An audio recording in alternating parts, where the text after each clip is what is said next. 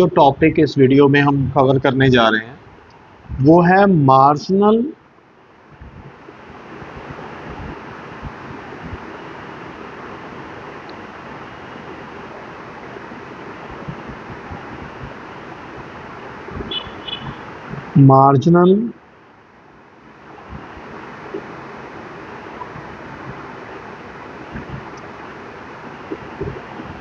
Efficiency of capital.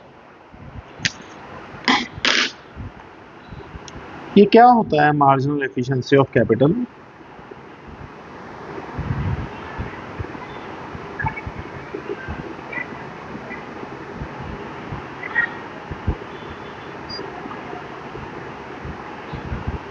अगर हम बात करें मार्जिनल एफिशिएंसी ऑफ कैपिटल की, सो मार्जिनल एफिशिएंसी ऑफ कैपिटल आपकी निगाह में क्या होता है? It is an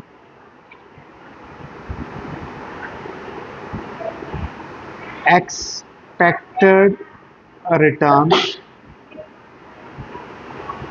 by investing on a capital asset। जैसे आप एक एग्जांपल लेता हूं, आप बिजनेस के किसी भी एसेट के ऊपर पैसा इन्वेस्ट कर देते हो, तो उसके ऊपर जो आपको एक्सपेक्टेड रिटर्न है, जो आप एक्सपेक्ट कर रहे हो कि आपको उसके ऊपर रिटर्न मिलनी चाहिए, उसे कहा जाता है मार्जिनल एफिशिएंसी ऑफ कैपिटल। अब इसमें से जो क्वेश्चन आता है वो आता है कि what are the various factors affecting marginal efficiency of capital. तो अगर हम इसकी बात करें, इसमें जो क्वेश्चन सबसे ज्यादा पूछा जाता है वो है कि what are the various factors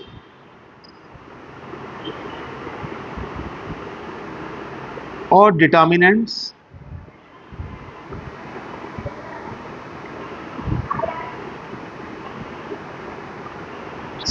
of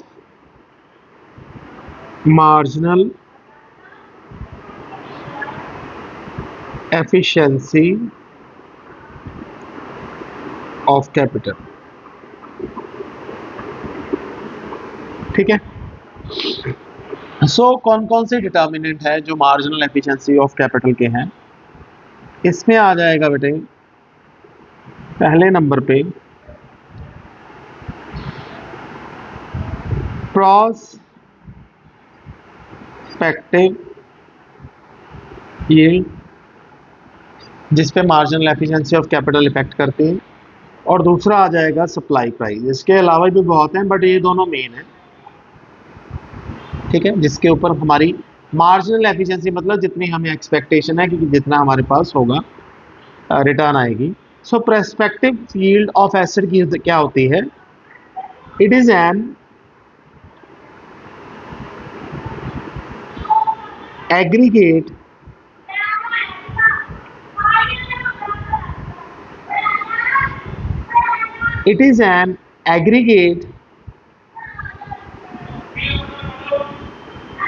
net return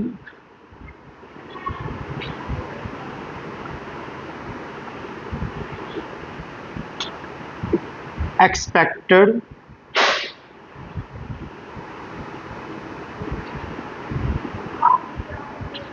from the asset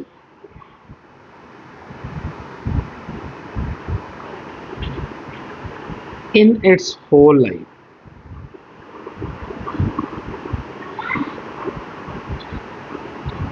कि पूरी एसेट की होल लाइफ में जो हम एक्सपेक्टेड रिटर्न एक्सपेक्ट कर रहे हैं वो होती है प्रोस्पेक्टिव यील्ड।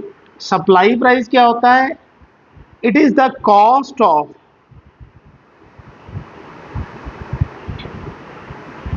प्रोड्यूसिंग और परचेजिंग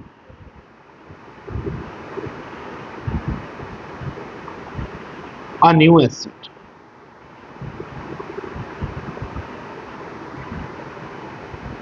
ये बेसिकली क्या होता है कि हमारी कॉस्ट, जो हमने नई एसेट परचेज करनी है उसकी कॉस्ट क्या है। सो ये फैक्टर्स हैं हमारी मार्जिनल एफिशिएंसी ऑफ कैपिटल को इफेक्ट करें। मार्जिनल एफिशिएंसी ऑफ कैपिटल होती क्या है कि हमें कितनी रिटर्न मिलेगी अगर हम पैसा कहीं और बाहर ना इन्वेस्ट करके अपने बिजनेस की ही किसी एसेट में इन्वेस्ट करते हैं। ठीक है, ओके। अब इसके बाकी फैक्टर्स के बारे में हम बात करेंगे। Factors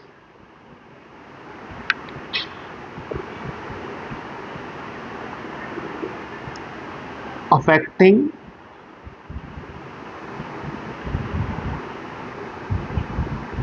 marginal efficiency of capital।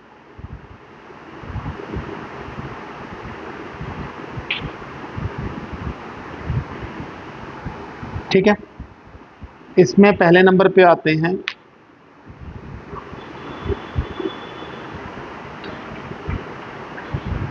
Short term factors,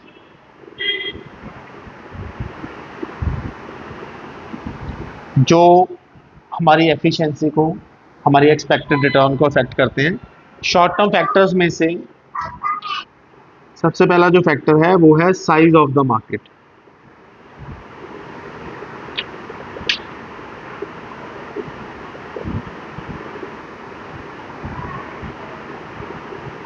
अगर मार्केट का साइज बड़ा होगा, आपके प्रोडक्ट की डिमांड ज़्यादा होगी, तो डेफिनेटली आपकी रिटर्न भी ज़्यादा होगी। अगर आपके प्रोडक्ट की मार्केट ही कम होगी, साइज ऑफ मार्केट ही कम होगा, अंडरस्टूड सी बात है, आपका प्रॉफिट भी कम होगा। ठीक है ना। उसके बाद फ्यूचर एक्सपेक्टेशन,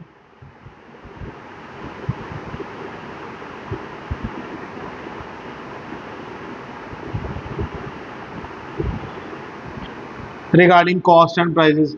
अगर आपको लगता है कि आने वाले टाइम में आपकी कैपिटल एसेट जो आपने खरीदना है उसकी कॉस्ट बढ़ सकती है, जब प्राइसेस कम हो सकते हैं, तो उससे भी आपके marginal efficiency of capital effect करेगी, या आपकी चीज़ों का प्राइस। जैसे सपोज करो आपने प्लांट एंड मशीनरी खरीद ली, जिस प्लांट एंड मशीनरी से आप वो प्रोडक्ट बना रहे हो, उसका प्राइस अगर आप एक्सपेक्ट कर रहे हो कि आने वाले टाइम में बढ़ेगा, तो आपकी मार्जिनल एफिशिएंसी ऑफ कैपिटल भी बढ़ेगी, रिटर्न बढ़ेगी, नहीं तो वाइस वर्सा। ठीक है। उसके बाद प्रोपेंसिटी टू कंज्यूम, इसे आप ऐसे देखो, मार्जिनल एफिशिएंसी ऑफ कैपिटल की जब मैं बात कर रहा हूं तो मैं प्रॉफिटेबिलिटी की बात कर रहा हूं। रिटर्न क्या होती है? प्रॉफिटेबिलिटी होती है। सो प्रोपेंसिटी टू कंज्यूम, हमने पिछले चैप्टर्स में ही पढ़ा है कि जितना ज़्यादा लोग कंज्यूम करेंगे उतनी ही दूसरे बंदे की क्या बढ़ेगी? इनकम बढ़ेगी। So that will effect. उसके बाद होता है साइकोलॉजी ऑफ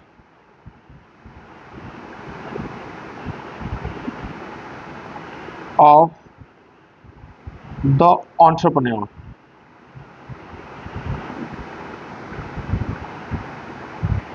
देखो, जो बंदा रिस्क ज़्यादा ले सकता है, जो बंदा अपने बिजनेस को एक्सपैंड करना चाहता है, उसकी मार्जिनल एफिशिएंसी ऑफ कैपिटल भी ज़्यादा होती है, उसकी रिटर्न भी ज़्यादा होती है।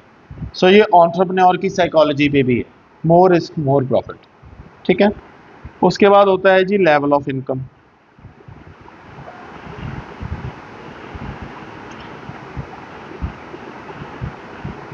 Higher the level of income, higher will be the consumption. अगर मार्केट में लेवल ऑफ इनकम अच्छा होगा लोगों का, तो वो कंज्यूम ज़्यादा करेंगे, कंज्यूम ज़्यादा करेंगे तो हमारे प्रोडक्ट की डिमांड ज़्यादा होगी, हमारी रिटर्न भी ज़्यादा होगी। ठीक है। टैक्सेशन पॉलिसी, अगर गवर्नमेंट जो है अगर गवर्नमेंट जो है टैक्सेशन पॉलिसी, अगर गवर्नमेंट जो है वो कम पैसे लगाएगी, टैक्स के रूप में हमसे कम चार्ज करेगी, तो लोगों के पास पैसा ज़्यादा बचेगा, वो कंज्यूम ज़्यादा करेंगे, तो हमारी इनकम ज़्यादा जनरेट होगी, हमारा प्रोडक्ट ज़्यादा बिकेगा, तो हमारी एफिशिएंसी ऑफ कैपिटल क्या होगी? ज़्यादा, रिटर्न ज़्यादा। ठीक है, समझ आ रहा है? उसके बाद लॉन्ग टर्म फैक्टर्स,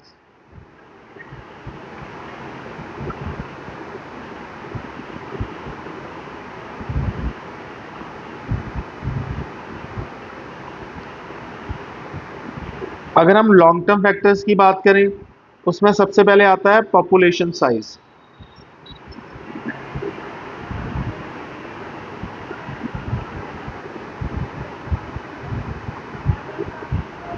जितनी ज़्यादा पॉपुलेशन होगी उतनी ही ज़्यादा प्रोडक्ट की मार्केट होगी, उतनी ही उनकी डिमांड होगी, उतनी ही हमारी रिटर्न अच्छी होगी। नेचर ऑफ इकोनॉमी,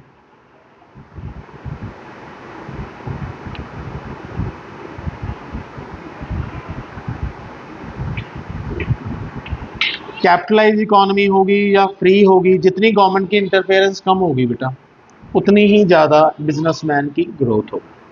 ठीक है ना। इनोवेशन, जितनी आप अपने बिजनेस में इनोवेशन लाओगे, उतनी ही ज़्यादा आपकी क्या होगी, रिटर्न होगी, मार्जिन। ग्लोबलाइजेशन, अगर आपका प्रोडक्ट है जो वो सिर्फ लोकल नहीं बिकेगा, that will be sold out of the world. ठीक है ना, आउट ऑफ द वर्ल्ड नहीं, sorry, within whole world, और फ्री ट्रेड होगा। पॉलिसीज ऐसी होंगी जो फ्री ट्रेड को बूस्ट करेंगी, तो इसके इसके साथ आपकी क्या बढ़ेगी, मार्जिनल एफिशिएंसी ऑफ कैपिटल बढ़ेगी। ठीक है।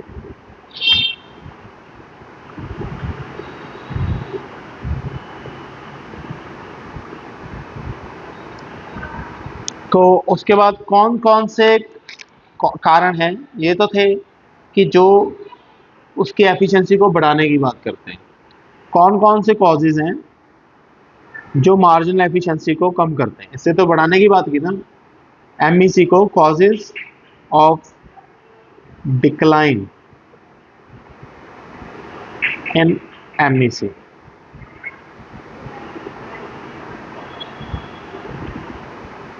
जिससे हमारी रिटर्न कम होगी। अगर आपका सेलिंग प्राइस रिड्यूस होगा, अंडरस्टूड सी बात है ना।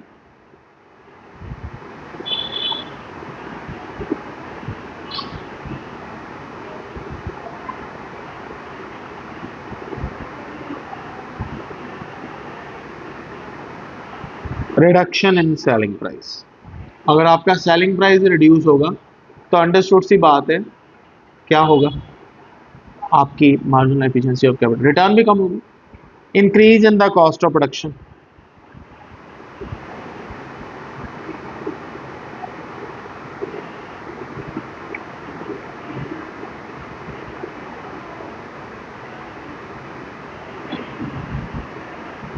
अगर आपकी कॉस्ट ऑफ प्रोडक्शन भी इंक्रीज होगी, increase in the cost of production, अगर आपकी कॉस्ट ऑफ प्रोडक्शन भी बढ़ेगी, मतलब आपको रॉ मटेरियल महंगा मिलेगा, तो भी तो आपकी रिटर्न, सेलिंग प्राइस इतना है नहीं, तो भी आपकी रिटर्न क्या हो जाएगी, कम हो जाएगी। चीज़ें आपको महंगी मिल रही हैं, जब बना के बेच रहे हो तो उस पर उतना प्रॉफिट आप कमा नहीं पा रहे तो। ठीक है। Diminishing productivity,